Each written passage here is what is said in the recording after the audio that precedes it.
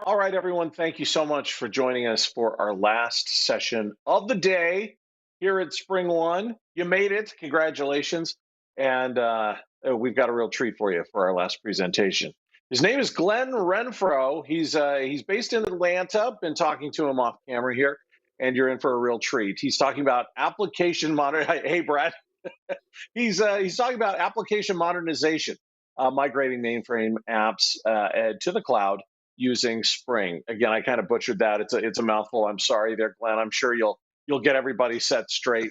But without any further ado, let's get right to it. Ladies and gentlemen, Glenn Renfro. Well, hello, folks. I am so glad to have the chance to let me share my screen here so that y'all can see it. I am glad to be presenting to you at Spring One. I am so excited. And Jimmy, thank you for that great intro. I'm going to butcher my own title, so don't you worry at all. So today, what we're going to be talking about is application modernization, migrating mainframe apps to the cloud using Spring. Now, before I go too much further into this, I have to be honest. I have a lot of my friends have gotten into board gaming and some RPGs, and so they've kind of gotten me into it as well. So this talk may have a little bit of kind of a game-ish feel to it as we begin our quest to migrate our apps to the cloud. So before we get started, the attorneys must have their slide, and here it is. These are the forward-looking statements. If you would like to read this, certainly get a screenshot of this and read it, or you can wait till the end of the presentation. I will share my slide deck, and you can read it then. But who am I? Well, my name is Glenn Renfro. I am one of the developers that works on Spring. I'm a VMware engineer. I work on Spring Cloud Dataflow, Spring Cloud Tasks, Spring Batch, and kind of, well, anywhere else they need me, right? And my copious free time, when I am not doing that, I like to garden and I like to go kayaking. And yes, it's true. Plants do like technical podcasts. At least mine do, or I have, played it so much that they're used to it. When I am not doing that, I am on the board of directors of Atlanta Java Users Group, and that means I'm also on the board of directors of DevNexus, which are both community driven, which is awesome experience. But onward. So in our agenda, we're going to kind of kick off. The first statement is completely wrong. Mainframes will surely be gone by now. And the answer is no, they're still out there. They're still doing a lot of work, and they're going to be doing work for years. But we are starting to see what maybe we want to move some of our apps off of them into the cloud. And we're going to talk about some strategies as to how we're going to do that. Then we're going to talk about how we can stream our data off of that mainframe so that other applications in our cloud can take advantage of it. And then we're going to talk about maybe taking a couple of our batch apps that work on the mainframe and what tools can we use to migrate them off. And then what we're going to do is we're going to, since we have this lovely set of data, what kind of tools do we have to access that data? And then we're going to talk about how we can keep that footprint small. Well, my story. So yes, I have done a mainframe migration many years ago when we still used Java on Unix. Yes, before it was in the cloud. And my T-shirt says that basically your cloud is just a computer. And in that case, my story is this. I was hired on to a company, and they had been working on about a year and a half to write the app that was going to take off the main flow of that data off the mainframe. And then they were going to, once it was in place, they were going to start migrating their customers off of the mainframe onto this new application. I was hired on to say, okay, let's expedite this. Let's get this thing finished. Let's get it across the finish line. And I had a fantastic team that was working on it. But about a week and a half after I started, the mainframe died. Okay, yes, I mean, some people are already kind of getting a little willies here. And we hired on we put in technicians, with our mainframe developers were working on it, and it was down for 2 days. I'm gonna give you a minute or a second just for y'all to shake it out because it still gives me the willies, right? So after struggling with it, the company called back one of the engineers that had just recently quit, the person knew it all. And after he thankfully came back in, he looked at it, and after a couple hours had the system back up and running. Okay, so why migrate? In this case, the company had really good goals to migrate off. One was, of course, the cost. The cost of maintaining the mainframe and running apps on it was getting kind of pricey. Second of all, they needed new features and they couldn't really implement them on the mainframe. Thirdly, they didn't have the developers to want to work on the mainframe, but there was this large pool of Java developers in which they could kind of pull in and create these new features. And in this case, it was also they wanted to be able to transfer that knowledge off the mainframe into new applications with developers that were there. So in this case, we did what was called a strangulation or strangler pattern. And you're like, what is that? Well, let's talk about the two patterns of migration. Well, the first is the Big Bang. And that is you have created a whole new environment to which you can migrate all of your services off the mainframe onto this new platform or these new cloud applications, right? And you do it in one shot. While that is certainly doable, it's also got a lot of risk, a lot of potential failure. So many times people don't take this pattern. What they will use is the strangler or the strangulation pattern, as we kind of show here. We have all these apps on the mainframe and we have a few on the cloud, maybe some new apps that we're adding in, we're running them in the cloud. But then we start isolating and identifying those apps that are on the mainframe that would be better run in the cloud. And we begin that migration. We start to move those apps over into the cloud. And then we leave very few apps on the mainframe or we migrate them all off altogether. In our case, what we did was is we used since this is 10 years ago, this is before microservices, these were apps, these were monoliths. What we did was we moved customers to a degree at a time, right? So after about 6 months, we had migrated all the customers off the mainframe onto the new services, and we just kept a few scant customers on the mainframe because of some hardware interface issues that we had with them that we couldn't move over to Unix. So even though we had moved majority off, we still had a few on the mainframe because they were very profitable. Okay, so my point is that we look at our map and we see at the top we have Mainframeville, and we have people who want to kind of move their apps off to different locations on our company island, if you will. But the goal is that we have multiple paths that we can move off of, right? There's many different ways in which we can move the data off and many different locations we can move that data off. So in this case, we're going to focus only on one path. And in this path, we'll call it the quest for the cell phone. Yes, the quest for the cell phone basically is this. We have a cell phone company and they want to move some of their work off of the mainframe into a cloud environment. In this case, what we will be doing is we're going to have focus on our user and plan data, right? So we want to kind of move some of the access that we have for our users and our plans, our usage data, and as far as like our data usage and our cell phone usage, and we want to move that off in such that we can allow other services access to that plan data, that usage data, that user data. So the first step in our quest is we're going to stream that data from the mainframe to a new data store. The second, we're going to migrate a few batch jobs, specifically a bill run report that's going to run the billing, and then another report that's going to be like a best customer report that's going to pull data from the flat file generated from our bill run, right? And then lastly, how are we going to give access to our other services out there to the data lake or the data which we're creating? So if you will, our step one is we're going to create and download or take our data and pull it out of the existing data mountains through a Spring Cloud Stream, pun intended, I know, y'all can giggle it off later, and move it into our data lake, right? The second step, second part of our quest, our chapter 2, is we're going to then move some of our batch apps, specifically the two I talked about, and we're going to move them to Batchington, and then we're going to run these reports, and they're going to be put out as flat files into the flat file forest. And then lastly, we want to have ships come into Query Bay and ask us questions about our users and plans.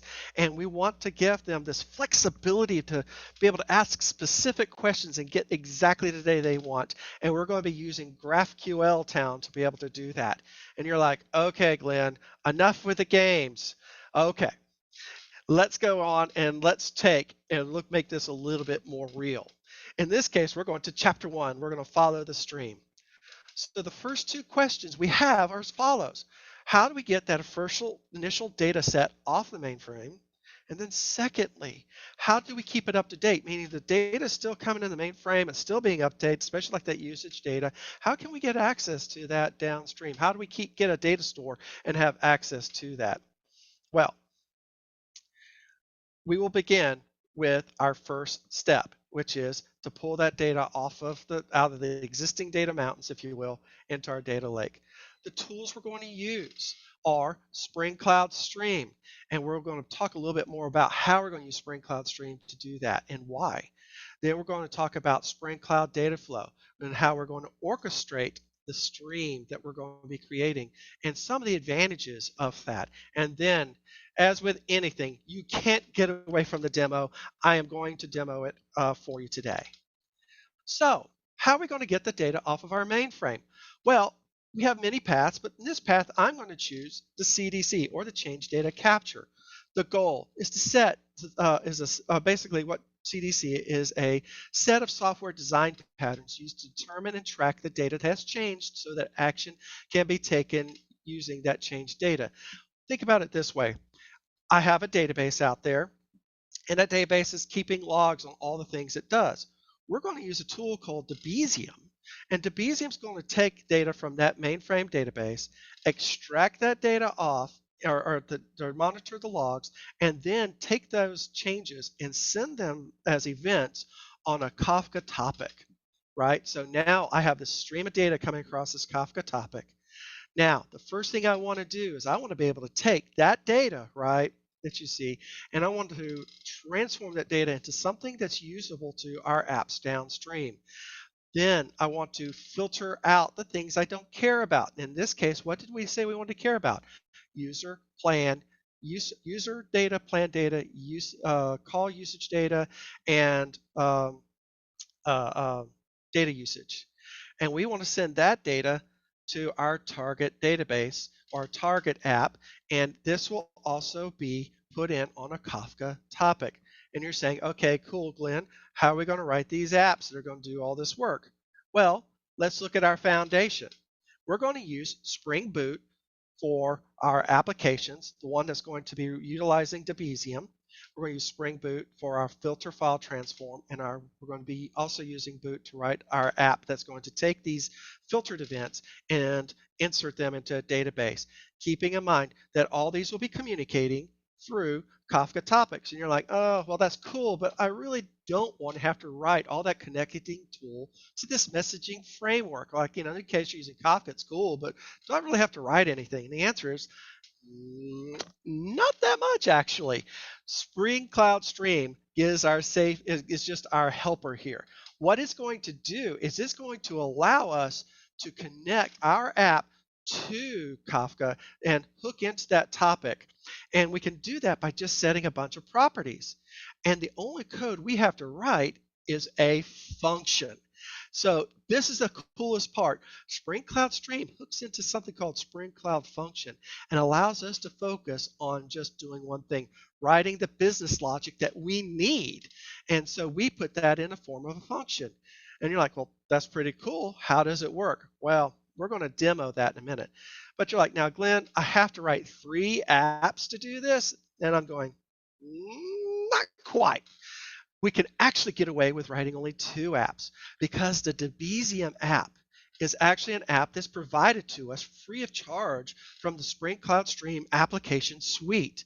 And the Spring Cloud Stream application suite has a Debezium application project.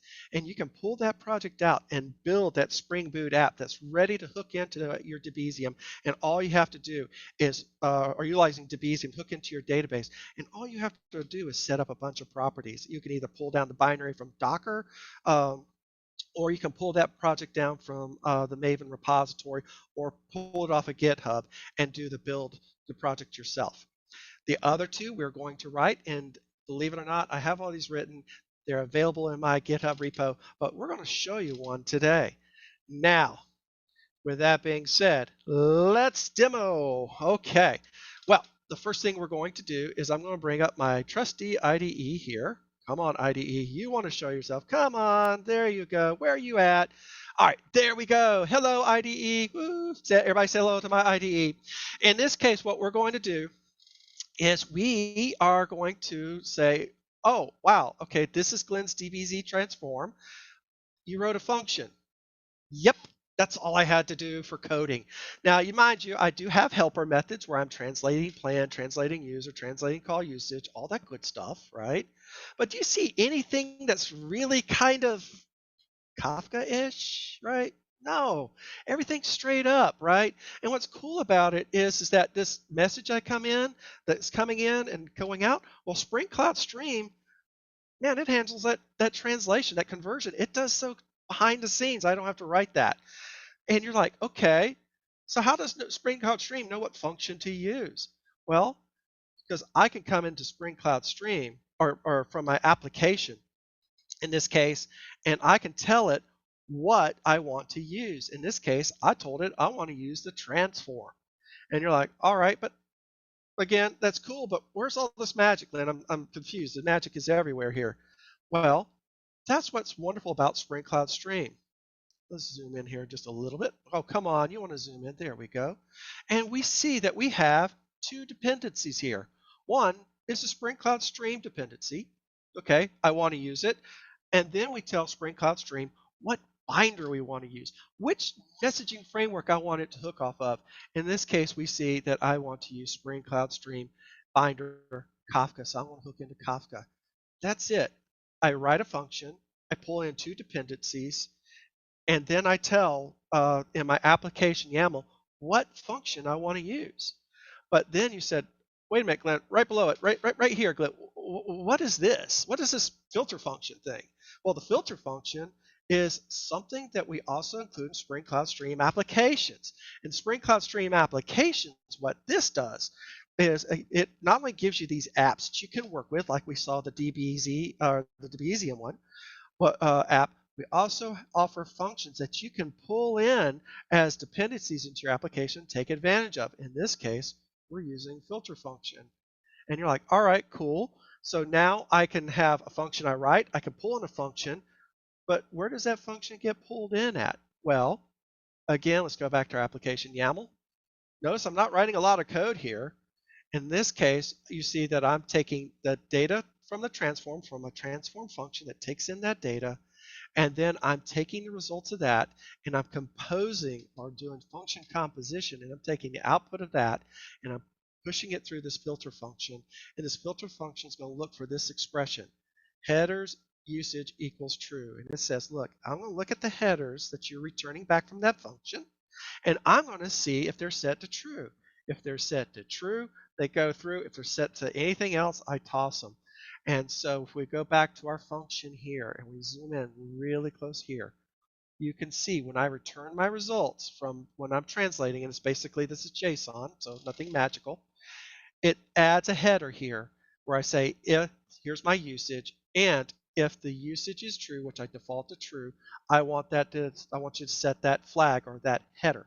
If it's something I don't know about, like if it's a table name I don't know about, then set defaults and it will be filtered. So we see from the translation, I don't have to do any special work. I just tell it what records I want to keep, which ones I don't, and then we allow that filter function here to do all its work. And we use function composition. You're like, cool, Glenn. How does it work? Well, let's do this. Let's create our first stream. Now from Spring Cloud Stream, I can certainly launch these apps and set the properties, but I'm going to use Spring Cloud Dataflow to do that. But before I do that, I'm going to do a maven clean install -d skip test. I'm only doing this skipping test because I'm just trying to save time here. I'm not cheating. Well, it's cheating, but not like cheating, okay? So we're going to run that test and we're going to do the build. So what we're going to do now is we're going to go to our application or to Spring Cloud Dataflow. And the first thing I need to do with Spring Cloud Dataflow is I just built my app, right? And I've put it, since I did install, I've put it in my local Maven repository. So now what I want to do is to go in and tell Dataflow, I want to use the DBZ transform I just wrote, which is pretty cool, right? So I will call it something unique. How about DBZ transform? I know. Glenn, you are a genius thinking of these names, right? Okay. Yeah, no, I know it's not true. But in this case, let's go on and let's tell it I want to use Maven and I want to pull in from Maven. From Spring Cloud Dataflow, I could pull in the jars from them from apps I've created. In this case, I'm using creating a processor, something to transform and process my data. And what I want to do is I can pull it from a Maven repository. I can pull it from a flat file. I can pull it from Docker, like Docker Hub. I can pull it in via HTTP. It's up to you. In this case, I'm pulling in from Maven. And on my project, the group was io.spring. And I'm going to call it DBZ transform. Jinkies, I think I've actually done this before.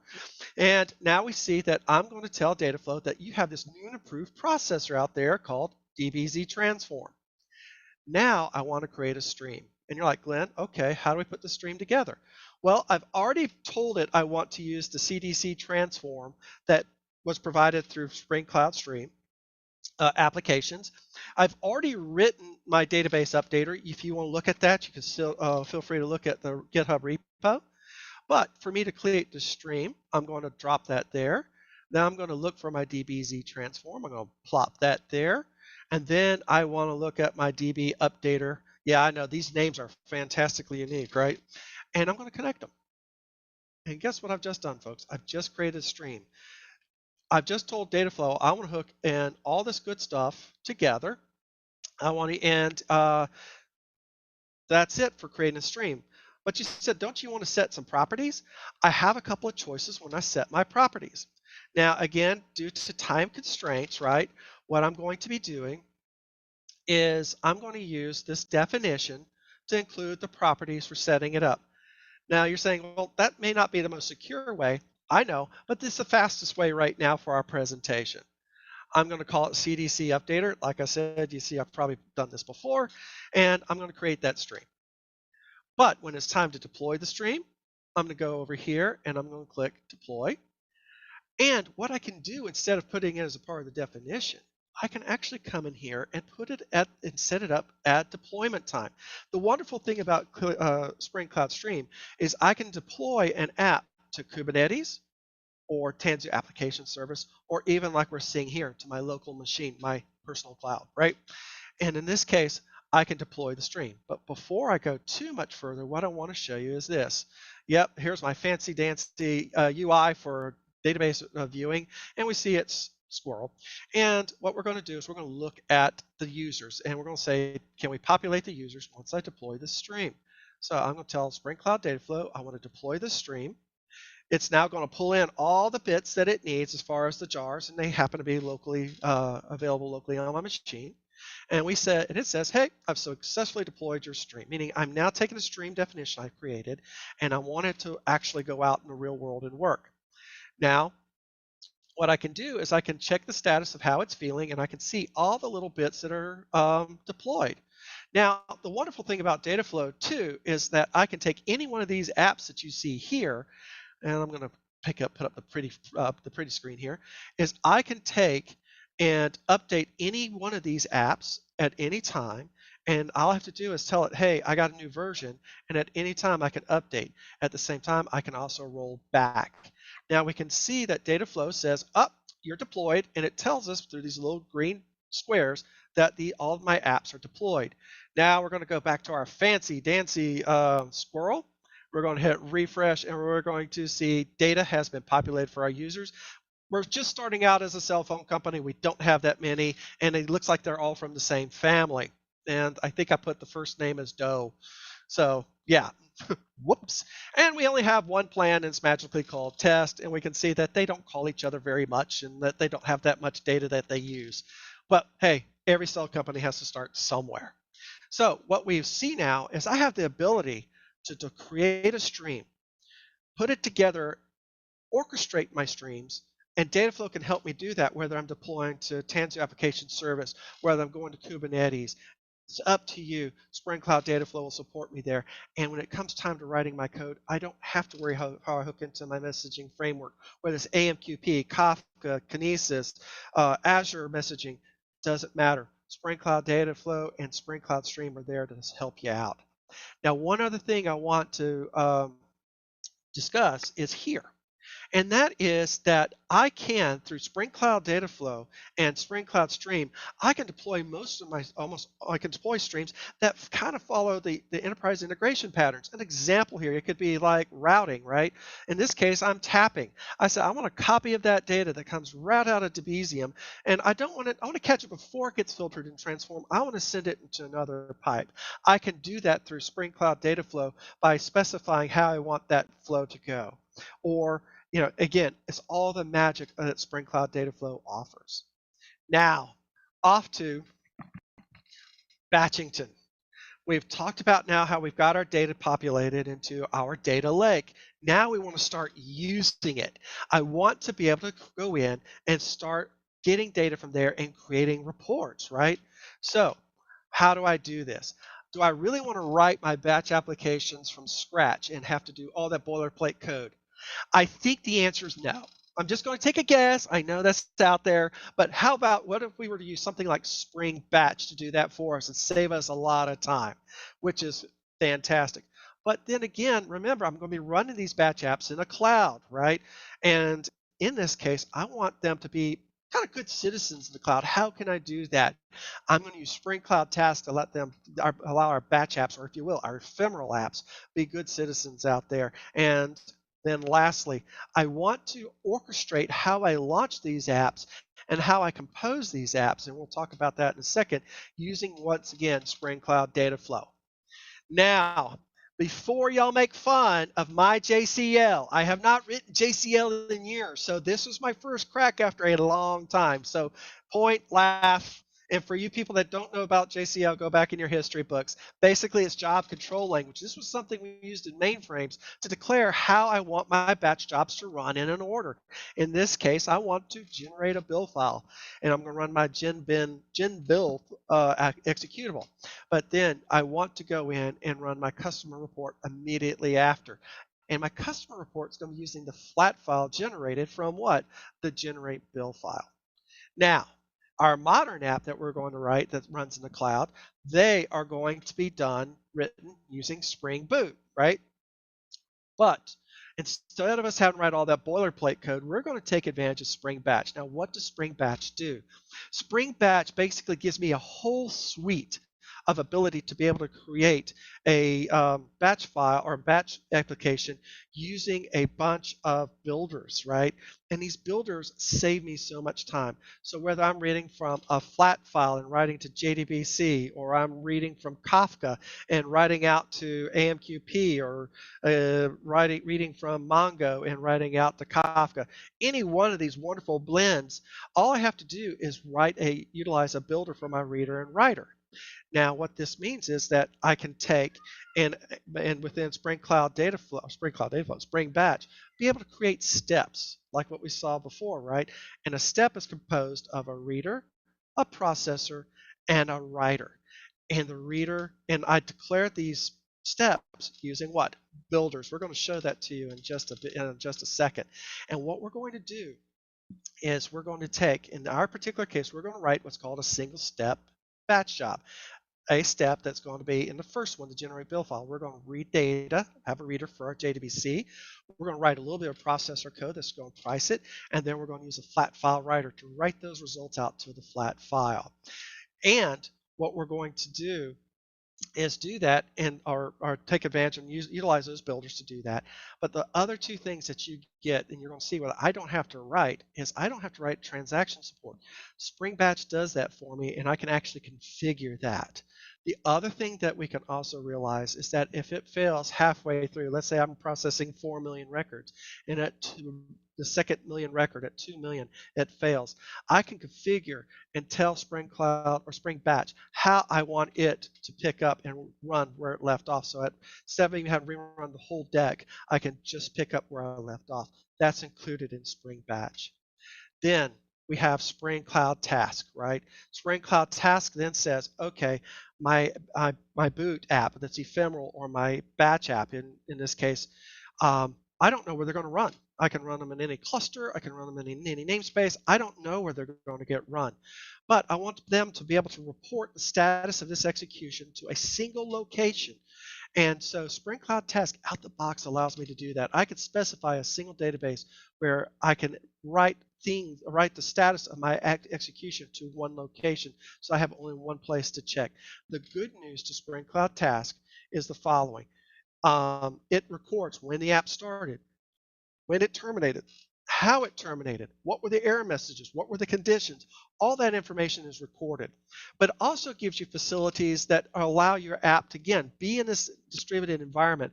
One option you can set, for example, is that by properties, you could say, if my app is running, if I'm already running generate build file and somebody, let's say a scheduler, kicks off another copy of it and the first one hasn't finished, it will see that that first one isn't finished and then terminate. So we have this capability of giving you these wonderful features. So that's where Spring Cloud Task kicks in. So what are we going to do in our demo? Two things. The first is we're going to create. My earphones just told me that we've crossed 30 minutes and no one has spoken to me, so that's good news. That means I'm actually on time. So they just turned off. Apologies about that. So the first thing we're going to do is we're going to have a reader. We're going to configure. We're going to have a processor that we're going to write, and then we're going to have a writer that we're also going to configure. So then after we do that, we're going to use Spring Cloud Dataflow to do the following. We're going to kind of recreate that JCL, but we're going to use what's called composed tasks, where we're going to tell Dataflow to launch generate build file, and upon its successful completion, we want you to run the generate customer report. Now, let's begin our demo. So in our demo, we're going to go back to our favorite IDE here. Not picking favorites. I'm just saying, I'm just using this one as my current favorite, I guess. In this case, we're going to have build run demo. And you're like, wow, what are we going to do here? Well, in this case, I've taken and began my application using start.spring.io. I brought in the batch starter, the Spring Cloud task starter, my database starter, in this case, Maria, and then I brought in the JDBC API starter.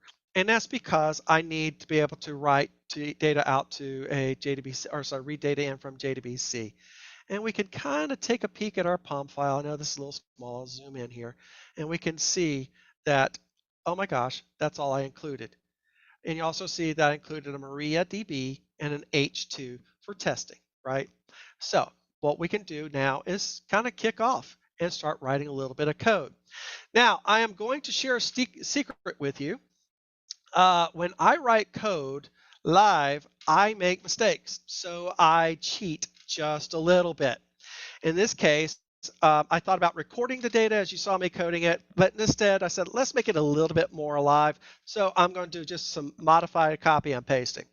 Well, the first thing that we notice in our configuration file is the following two annotations.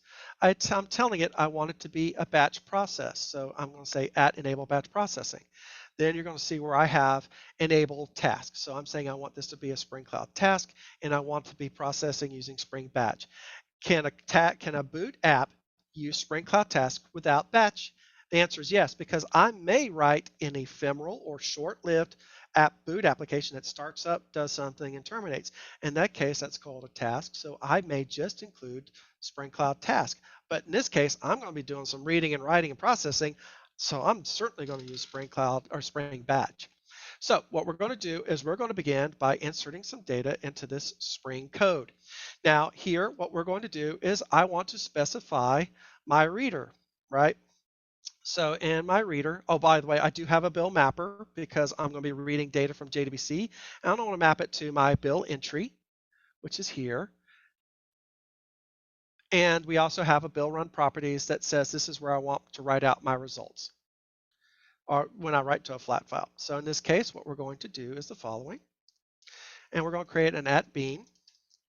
And that @bean is going to be a public. See, that's the reason why you see me item reader. And it's going to be taking a bill entry. And we're going to name it something unique like item reader. I know, isn't that incredible? And then what we're going to do is I'm going to say I want to return a JDBC custom item reader. And this is where I cheat a little bit. As you can tell, I probably couldn't type that fast if you saw me having a problem writing just a bean, right? In this case, what we see is that I have my data source, and this is auto-wired in. And then we see that I named it Bill Entry Reader, very unique. And then here's my query. This is how I'm going to grab that data out of the JDBC, or out of my data source. Again, our data lake that we have. And I'm going to use my bill mapper here to specify and move those properties into my bill entry. And you're like, okay, that's pretty cool. Now, I didn't have to write that much code. I just did that through what? Using a builder. Now I want to go in and specify my item processor. And my item processors are add again, it's add bean. And we're going to be public. And it's going to be a item processor. In this case, it's going to take an input from my reader. So it's going to be a bill entry. It's going to write out a bill entry. And we're going to name it something unique. Man, y'all are getting good. Item processor, man, y'all are rocking it. Okay, here we go. So we're going to go in, and in this case, we're going to cheat yet again. And we're going to pop it right here. And we see that in this case, I'm creating a new instance of item processor.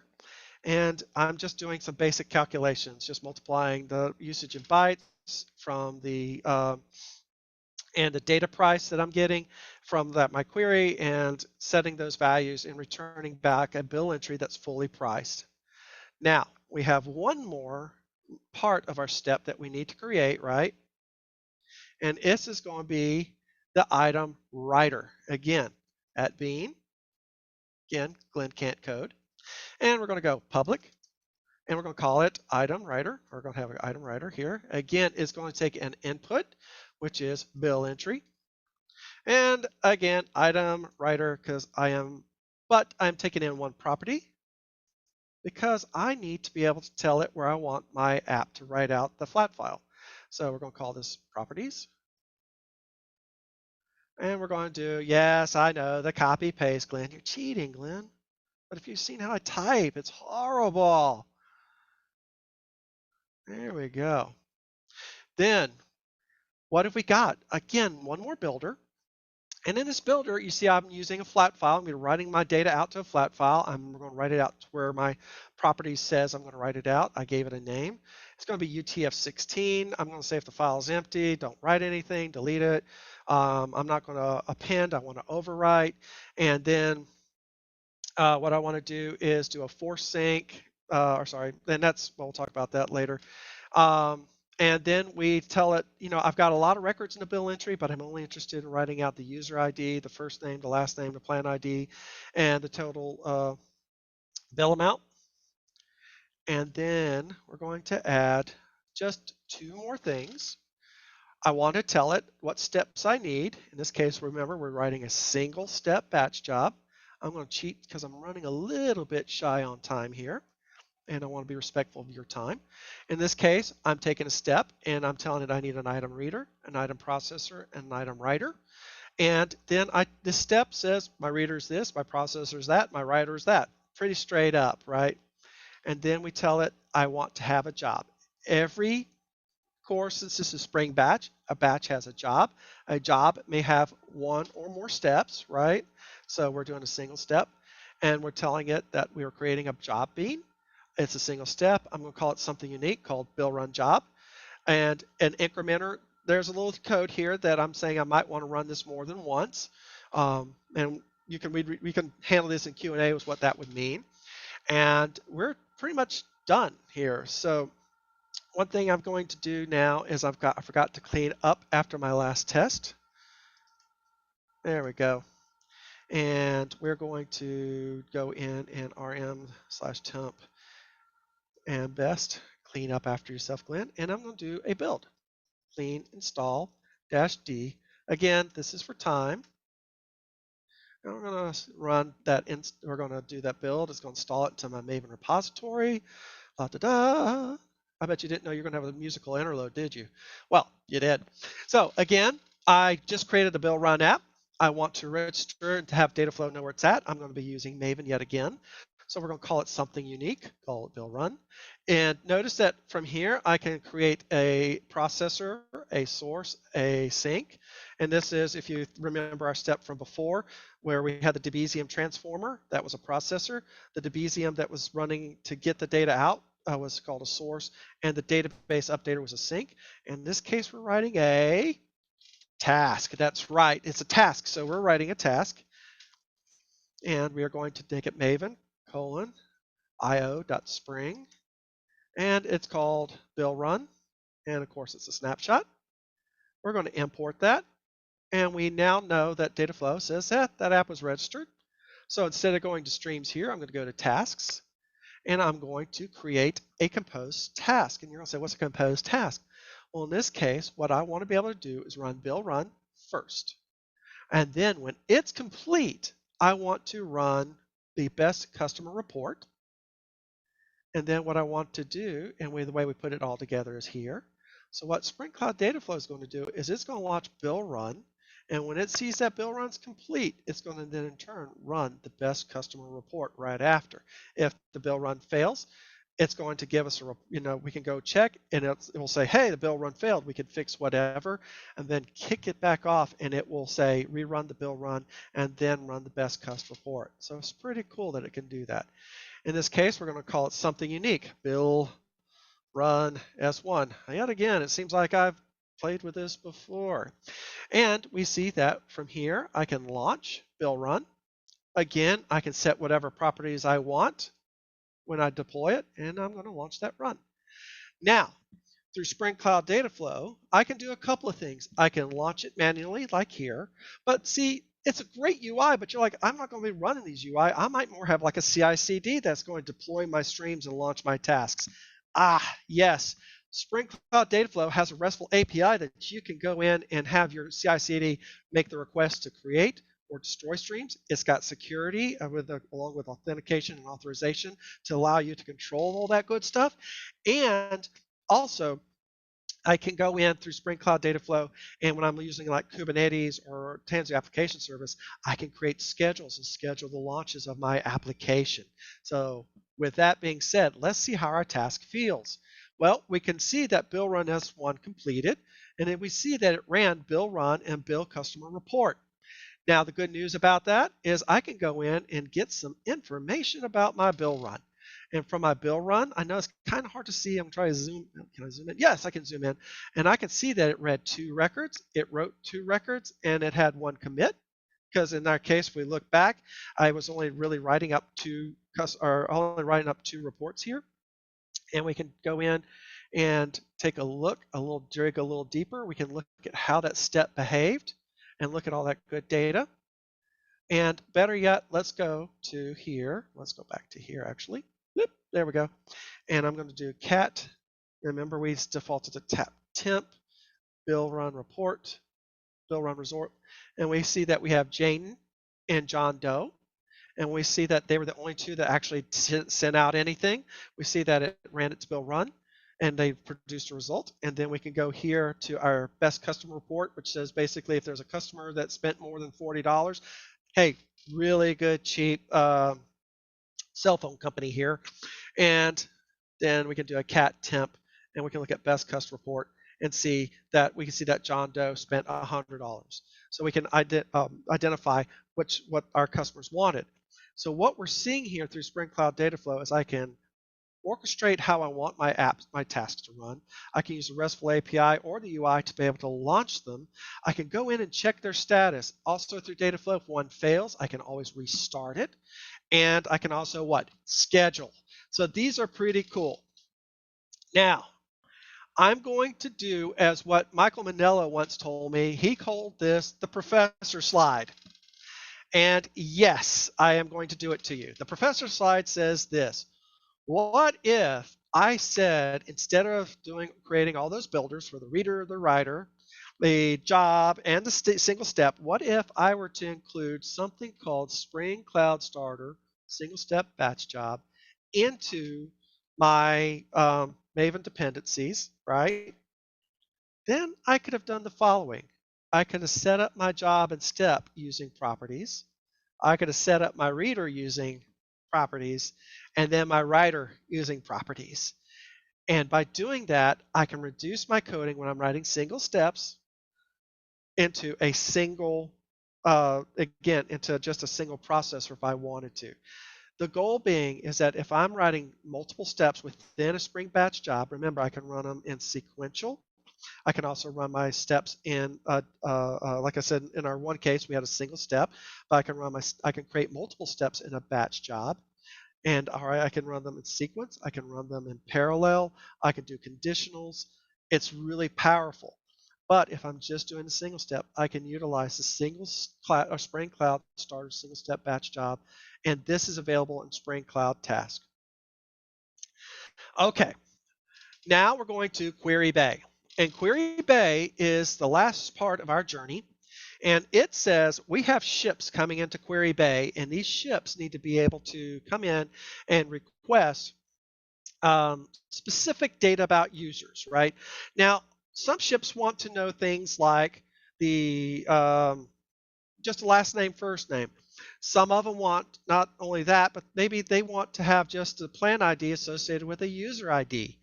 How can we do that without creating a bunch of RESTful, APIs?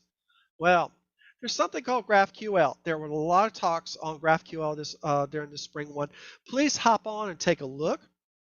If you happen to miss those, it's a very powerful tool. And basically what's happened is, well, let me tell you what GraphQL is first. Okay, GraphQL is a relatively new-ish, but well-established alternative to REST. For exposing web APIs, it's rapidly becoming the popular choice for like our web and mobile clients due to its ease of use and critically a degree of control. What this means is this. I can come in and using the same syntax against the same endpoint, be able to request specific things about my plans that that as a writer of my service I want to expose. In this case, I want to see the ID and plan for the first 10 users. Well, that's exactly what it returns. We can take a look at the data that is returned. I can also hit the same endpoint and say, give me the first and last name for the first 10.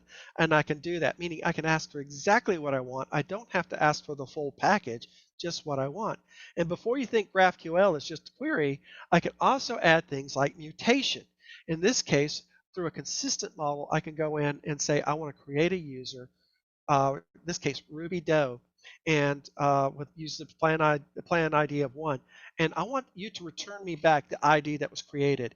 And we can see that the data that it returns is what? From the create user is the ID of the new user.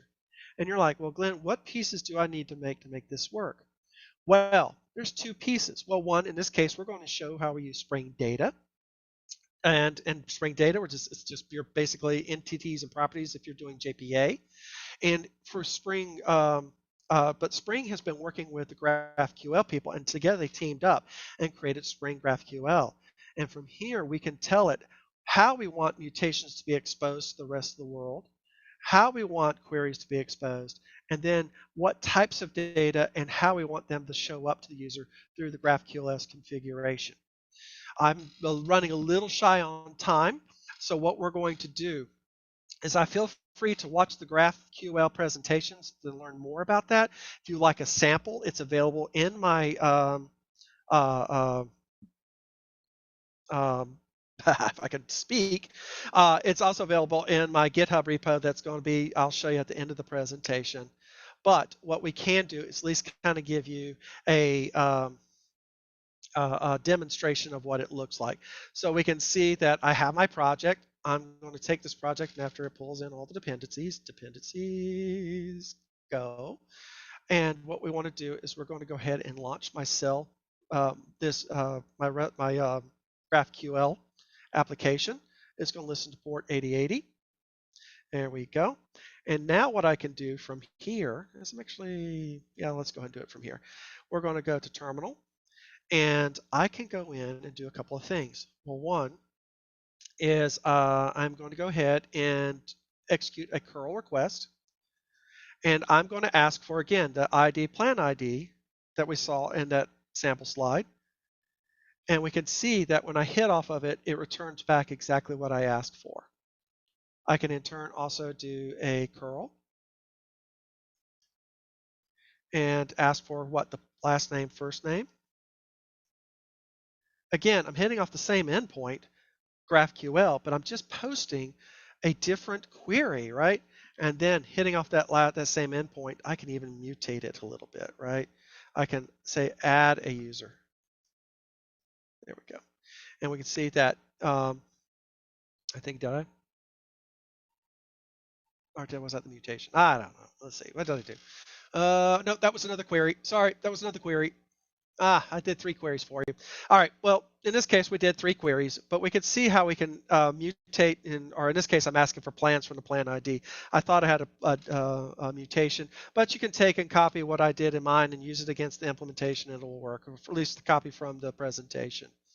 So, as with our last couple of minutes here, I'm just going to do a quick talk through of this, and we will talk about application size. One of the other questions that we have, and I highly recommend you look into this, is we want to be able to run our applications instead of hundreds of megs of memory. We want to be able to run them tens of megs, meaning our batch jobs, even our GraphQL. We want to have them small as possible, so we can put as many on their apps on the server as possible. And we have the ability to do that through Graal VM, which is an open JDK project. It has an add-on to it. That add-on allows you to natively compile your application into a executable for that platform that you're running from. And in that case, what it does is it will do a static compilation of the code and do that. However, it's very aggressive, and if it sees that there's something it doesn't need, it tosses it out. But many times it tosses out too much. And when it does that, tossing out too much of that data, what happens is that when you try to run it, it says, I'm missing this, this, and this.